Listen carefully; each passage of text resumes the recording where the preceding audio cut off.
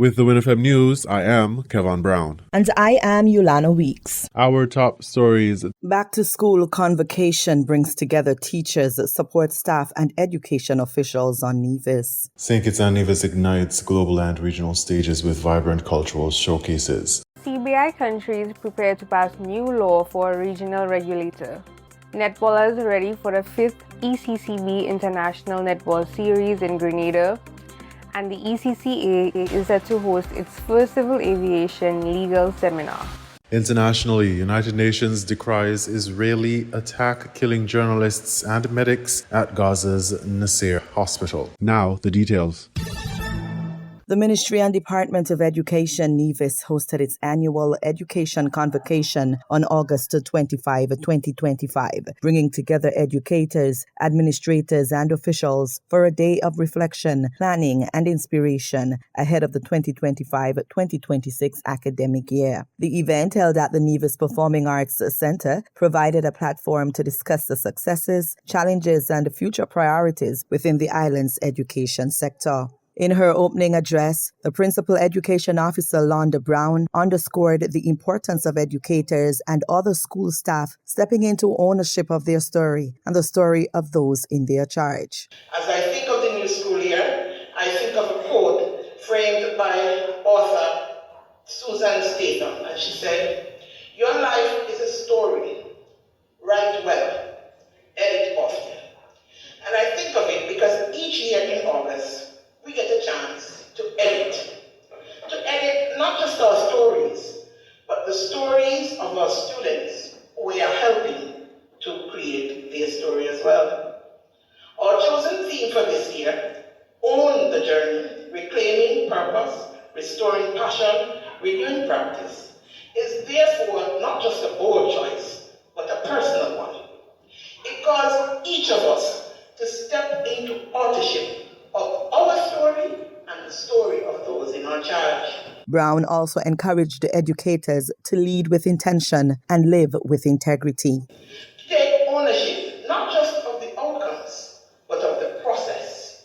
To lead with intention and to live with integrity. Whatever role you play, you have a part in getting our students to the finish line, to the vision, to their success. To own the journey is to write with courage, to edit with humility, to teach with heart, to lead with intention. It means recognizing that while we can't control every plot twist, the path is ours to shape. We can choose to show up, not just physically, but fully. Don't just be a body in the space, someone who works at a school and you see the physical presence. Own the journey. Fully commit to your role. Show up with purpose, with passion, with a commitment to continuous renewal.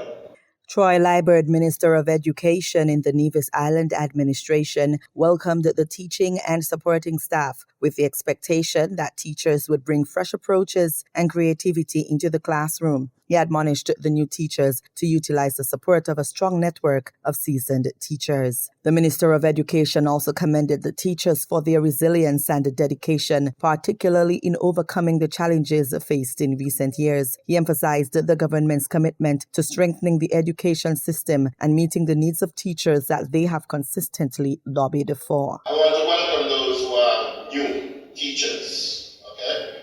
So you're just coming into the profession, whether you're coming out of school, you're coming back from university, you're coming from CFBC. I want to welcome you into the teaching fraternity here on Nevis.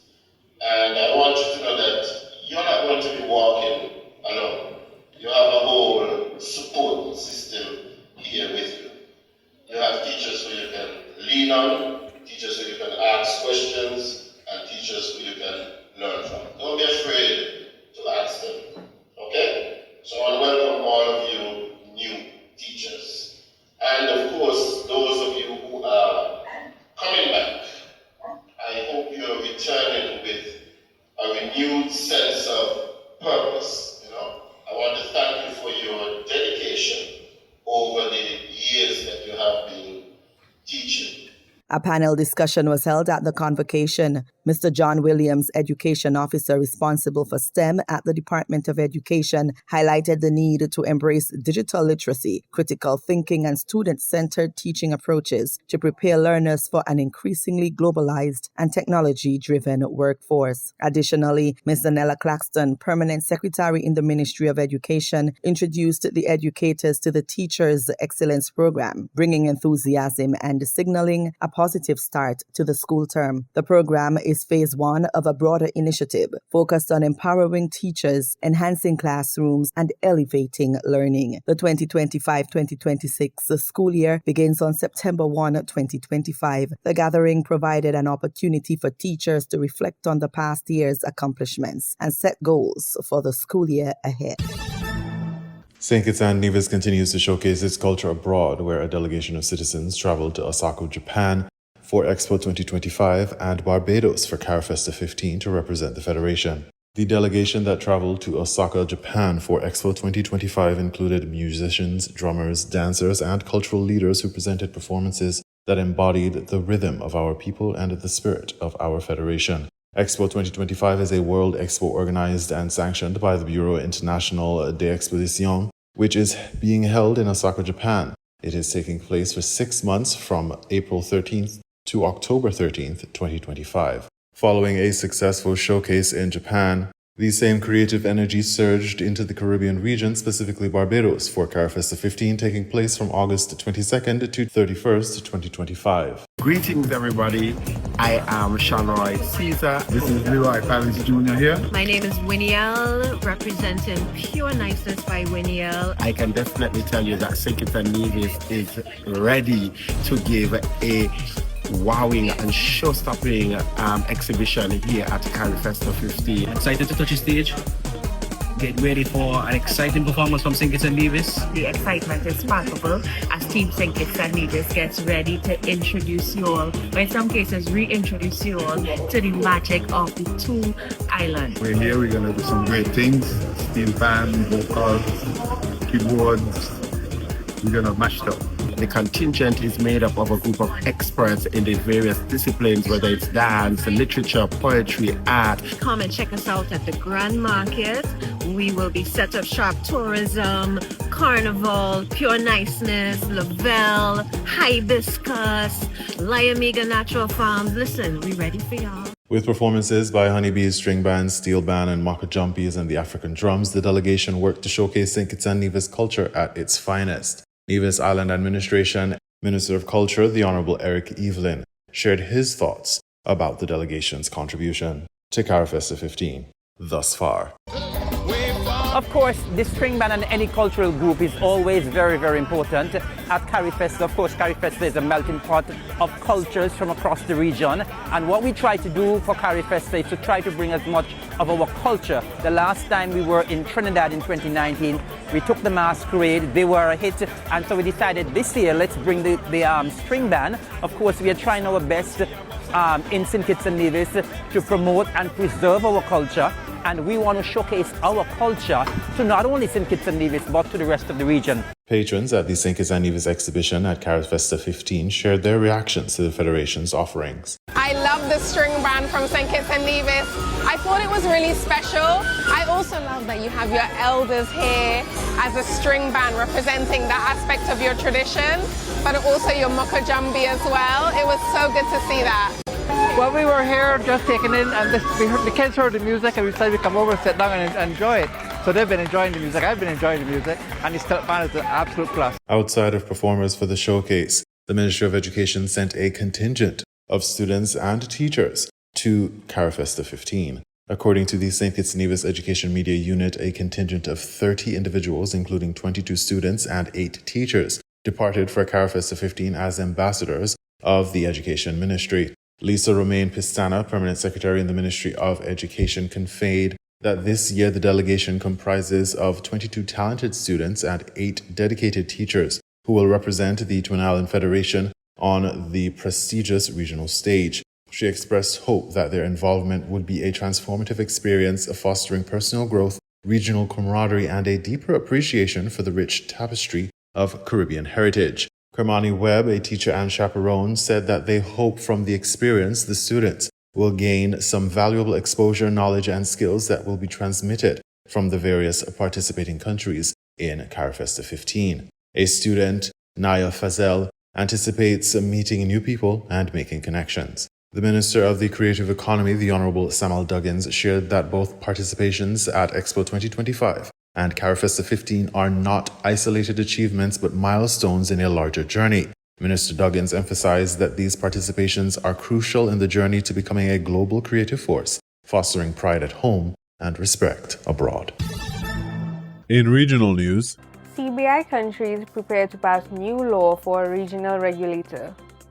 Netballers ready for the 5th ECCB International Netball Series in Grenada, and the ECCA is set to host its first civil aviation legal seminar. After months of extensive consultations, the countries in the Eastern Caribbean that offer citizenship by investment programs are on the cusp of enacting legislation to establish a regional regulator. This new law will be enacted in September 2025 by all 5 member state countries: Antigua and Barbuda, the Commonwealth of Dominica, Grenada, St. Christopher and Nevis, and St. Lucia. It has been accepted that dismantling these programs would severely compromise the prospects and prosperity of these countries, triggering a plethora of negative social consequences. The CBI or CIP countries have strongly affirmed their commitment to a collective fight to safeguard their respective financial systems against threats from illicit finance flows, from money laundering, fraud, terrorist financing, and proliferation financing. Some of the key provisions of enabling legislation for the CBI or CIP regulator include the establishment and funding of the regional CBI regulator, strong enforcement mechanisms for compliance, collection of biometrics for all new applicants, residency requirements for all approved applicants, and financial support for CARICOM impacts or GRCC. Read the full details of this development in the OECS newsroom at oecs.int. Next, the Eastern Caribbean Central Bank, in collaboration with the Caribbean Netball Association and Netball Grenada, will host the 5th ECCB International Netball Series in Grenada from the 23rd to the 31st of August. Here's more information. Netball! Netball! Yes! Exciting! Edge of your seat netball is back! It's the 5th ECCB International Netball Series in the Spice Isle of Grenada, August 23rd to 31st at Tantine Netball Complex in St. George's. Witness 7 ECCB member countries: Anguilla, Antigua and Barbuda, Commonwealth of Dominica, Grenada, Montserrat, St. Lucia, and St. Vincent and the Grenadines battle for the coveted Gloria Valentine Championship Trophy.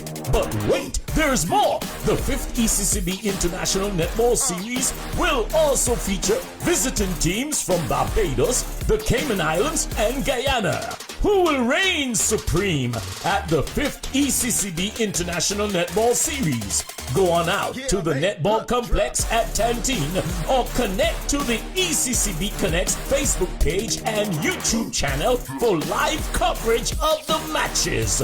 It's netball action at its best. Excellence and empowerment through sports.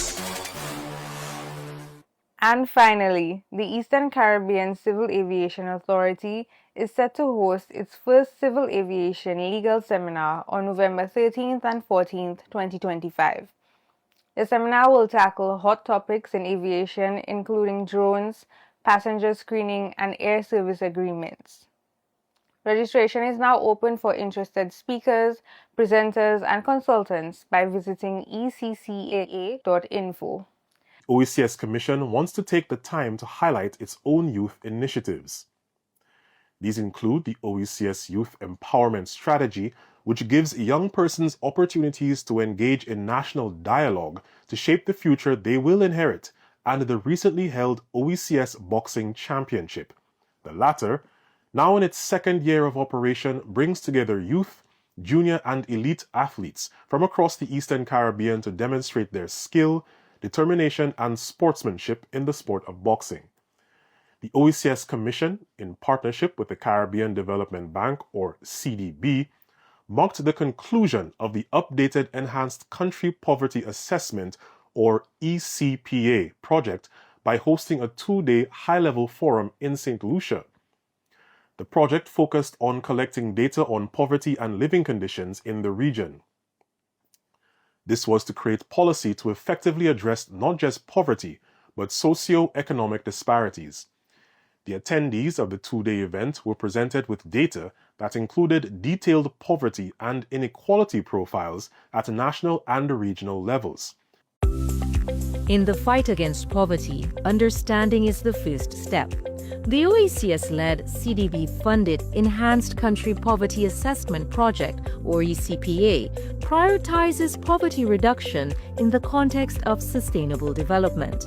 The ECPA project strives to accelerate poverty reduction and promote economic stability by obtaining and aligning data with policy direction in the region. It has been at work from 2023 to 2025, collecting data, analyzing households as well as institutions, and building a clear picture of localized poverty in the OECS. This detailed information will allow policymakers to create programs and interventions to address poverty. The Enhanced Country Poverty Assessment Project was implemented over the last 2 years. And what we sought to do was to use some of the surveys of living conditions that had been done in the OECS member states to measure poverty, vulnerability, inequality, and those types of conditions between and within different subpopulations. One of the most, I would say, impactful ways in which, or immediate ways that you can think of that ECPA will have an impact is, for example, I discussed the poverty line, which is an amount of money that allows a person to be able to satisfy their very basic needs. All right, that's an amount of money. Now, if you translate that into a cash transfer program for the vulnerable, persons who have disabilities or special difficulties attaining some of their basic needs. All right, they may be destitute, they may have mental challenges, all of these type of problems. You must have a way of deciding what is the amount of money that the government or an institution supporting them should provide those persons to ensure that they do not fall into, a situation where they are extremely hungry. Participating countries in the poverty assessment included all 9 English-speaking OECS member states. We now bring you these international reports. Right, let's go straight to the UN now, where the spokesman for the UN Secretary General, Stephen Dujarric, is speaking. Let's take a listen. We want to extend our condolences to families and colleagues of those journalists killed, especially those representative of the Associated Press, Reuters, and Al Jazeera who are in this room or online. These latest horrific killings highlight the extreme risks that medical personnel and journalists face as they carry out their vital work amidst this brutal conflict. The Secretary General recalls that civilians, including medical personnel and journalists, must be respected and protected at all times. He calls for a prompt, impartial investigation into these killings.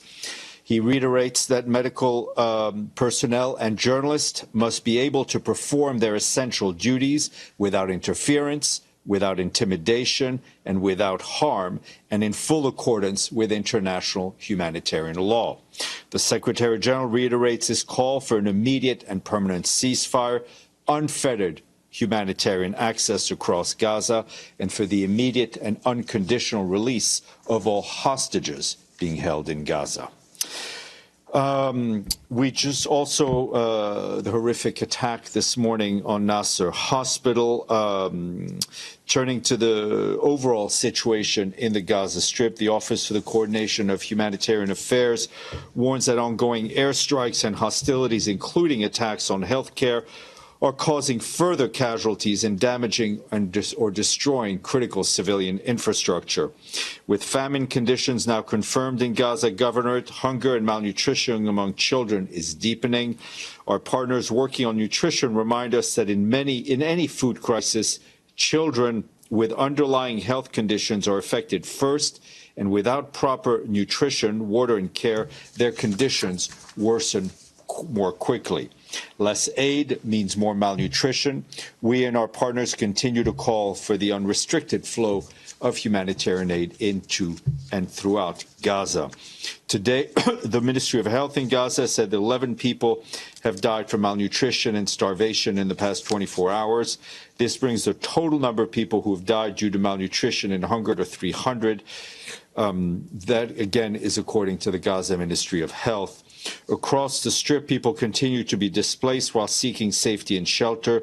Our partners tracking population movements in Gaza report that since August 20th, some 5,000 people are estimated to have been displaced from northern Gaza to Deir al-Balah and Khan Yunis. Some 8,000 others have been displaced to the west of Gaza City.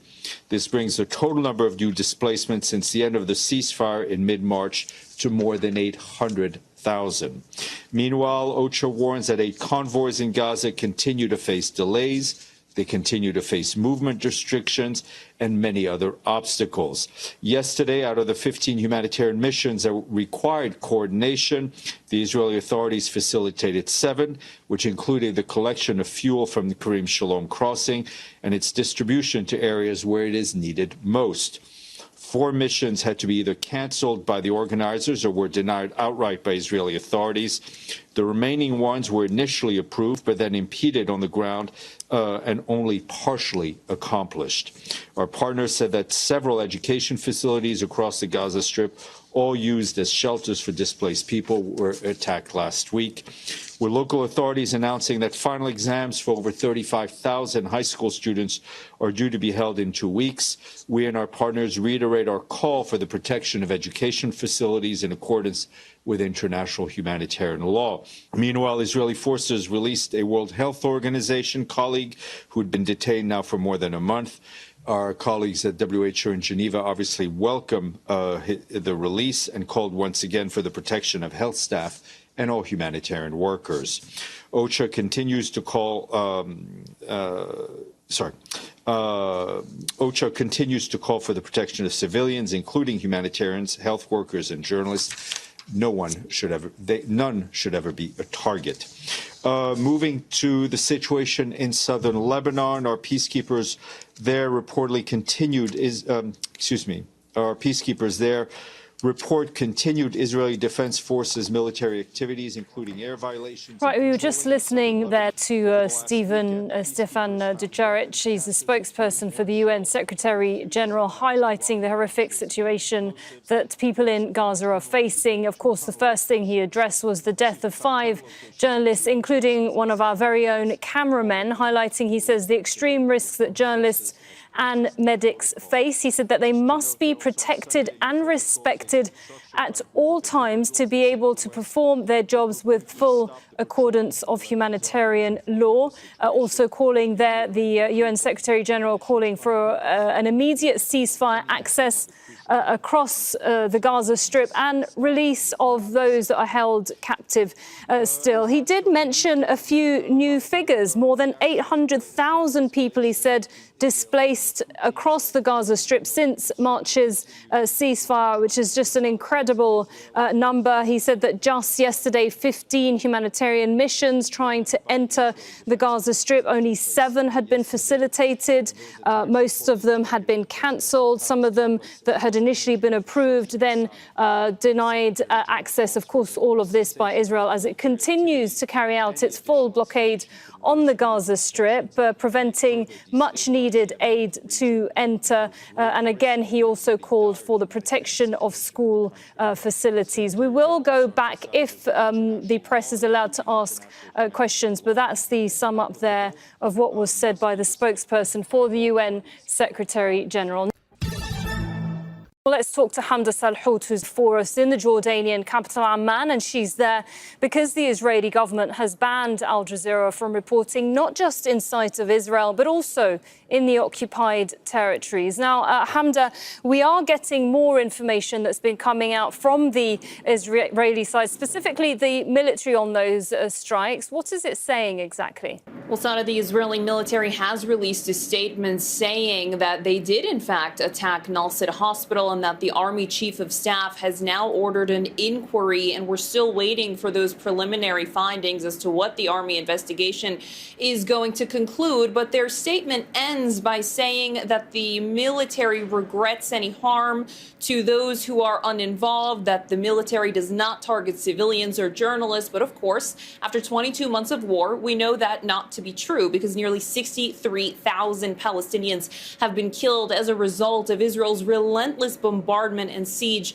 on the Palestinian territory. But let's talk about what Israeli media is saying. Now, Army sources have been speaking throughout the last several hours, saying that the Air Force did not conduct these attacks, that it was troops on the ground in tanks who fired an initial shell, which was in this stairwell. Then you saw journalists and doctors trying to go to that area to evacuate the wounded, to assess the scene. And then there was a second strike that was actually broadcasted live on TV, and everyone in that frame of that stairwell actually lost their lives. So this just goes to show you that the Israeli military has done this repeatedly. They've targeted hospitals, they've targeted journalists, they've targeted healthcare workers, and they've targeted unarmed civilians, which are all crimes under international law. But nonetheless, whenever the military or the government of Israel comes up with some sort of investigation, it absolves themselves of any wrongdoing. It finds an excuse for why this had happened, and this is a pattern that has been repeated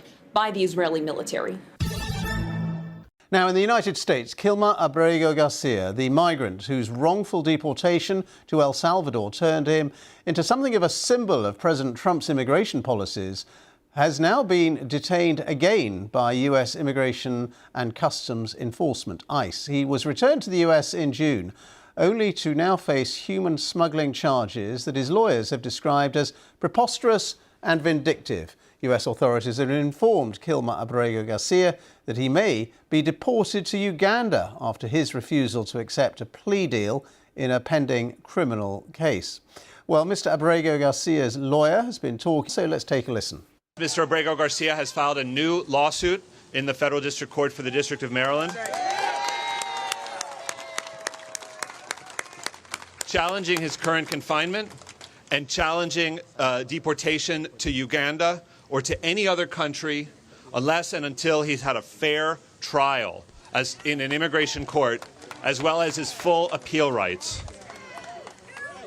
In 2019, Mr. Abrego Garcia had a full trial. It lasted over 2 days in this building behind me.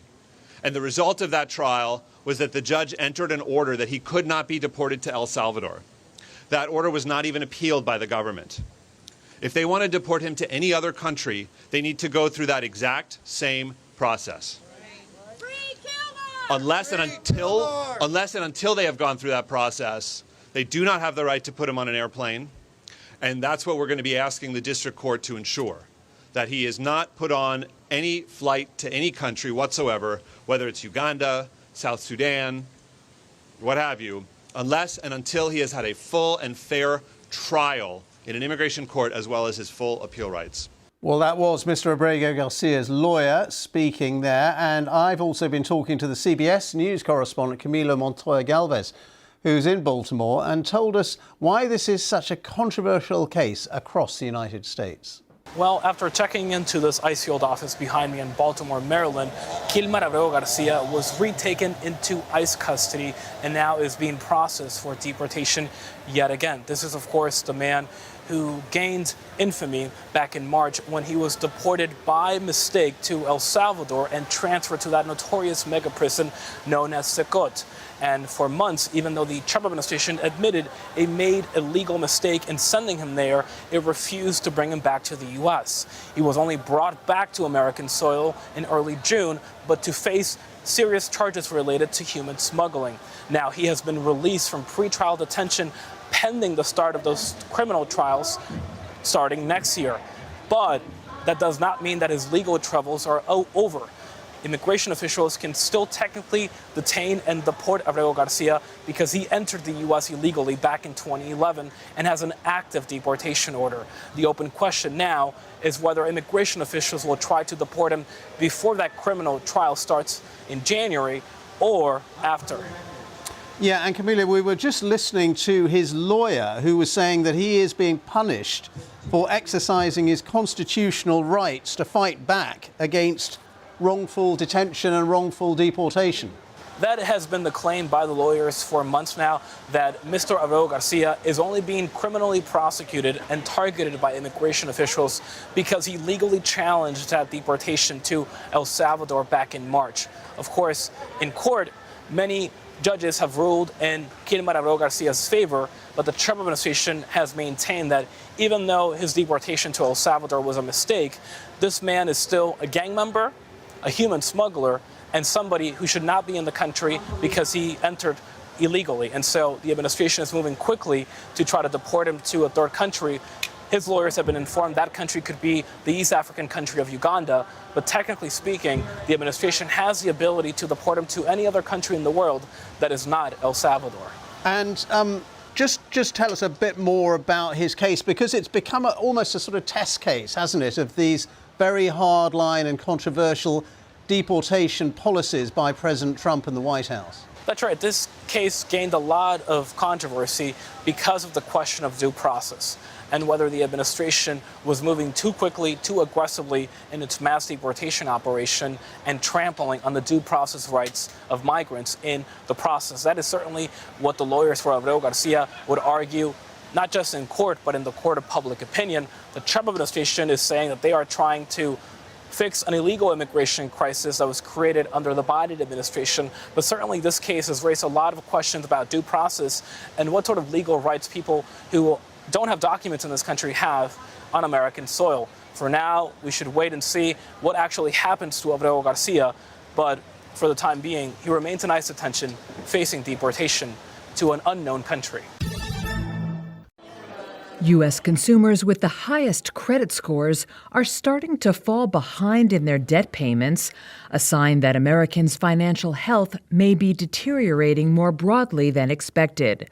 A report by VantageScore credit scoring company on Monday showed late repayments of over 90 days were up 109% year over year among the super prime segment of customers.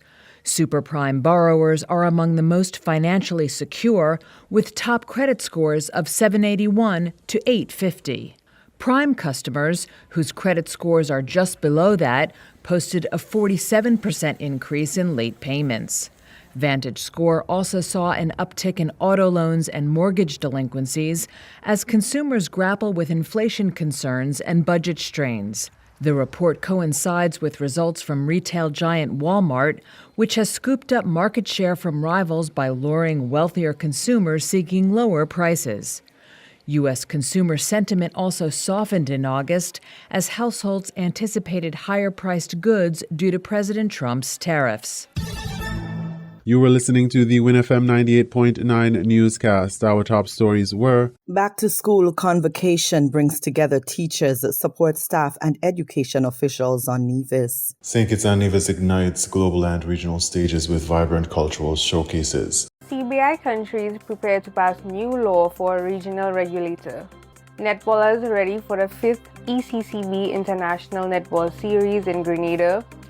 And the ECCA is set to host its first civil aviation legal seminar. Internationally, United Nations decries Israeli attack killing journalists and medics at Gaza's Nasser hospital. Thank you for listening.